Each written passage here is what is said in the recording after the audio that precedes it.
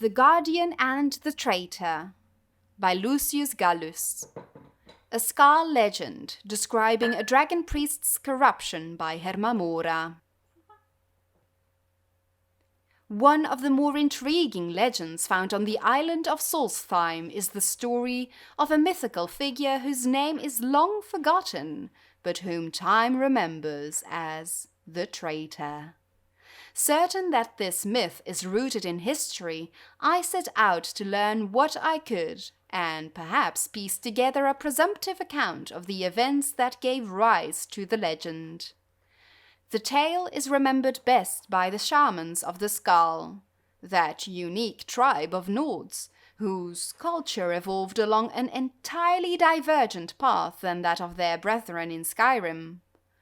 I spoke at length to the shaman of Skal village, a wise and hospitable man named Breiger Wintermoon. He described an age long ago when dragons ruled over the whole world and were worshipped as gods by men. Presiding over this cult of dragon worshippers were the dragon priests, powerful mages who could speak the dragon language and call upon the power of the thu'um, or voice. According to the legend, one such dragon priest was seduced by a dark spirit named herma-mora, an unmistakable analogue for the Daedric prince herma-mora. Lured by promises of power, this treacherous priest secretly plotted against his dragon master. The traitor's plot was discovered by one of his contemporaries, another dragon priest whom legend named the Guardian. The two fought a mighty battle that lasted for days, each hurling terrible arcane energies and thu'um shouts at the other. So great and terrible were the forces unleashed in this contest that Solstheim was torn apart from the mainland of Skyrim.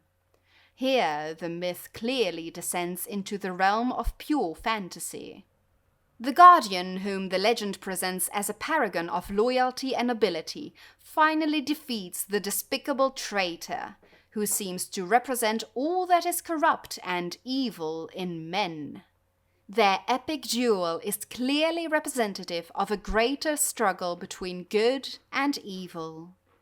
Perhaps it is this timeless quality that has kept the tale alive for so long. Unlike many similar myths, the tale of the Guardian and the Traitor does not feature a suitably heroic ending. Herma-mora snatches the traitor away, just as the Guardian is about to strike the killing blow. The dragons appoint the Guardian ruler of Solstheim, but not before he is compelled to swear an oath of vigilance to watch for the traitor's return. His reign is, by all accounts, a time of peace and prosperity for the people of the island, and he is remembered as a wise and just leader. No further mention is made of the traitor, but neither is he thought to be dead. The legend ends on a cautionary tale that the people of Solstheim, the heirs of the Guardian, must remain wary, lest the dark influence of herma-mora, or even the traitor himself, return some day. Although no physical clues exist now on Solstheim to suggest the presence of the dragon cult, it is hardly difficult to believe that it might once have flourished here. Perhaps some hidden tomb still waits to be discovered that will tell the truth of the tale. There are other tantalizing clues, though perhaps these connections strain the bonds of credibility. For example, is it possible that the Skal deity, the All-Maker, is some distant echo of mighty Aldwin, the World Eater of the ancient Nord pantheon? Perhaps not, but one thing is certain. Solstheim's history is riddled with unanswered questions.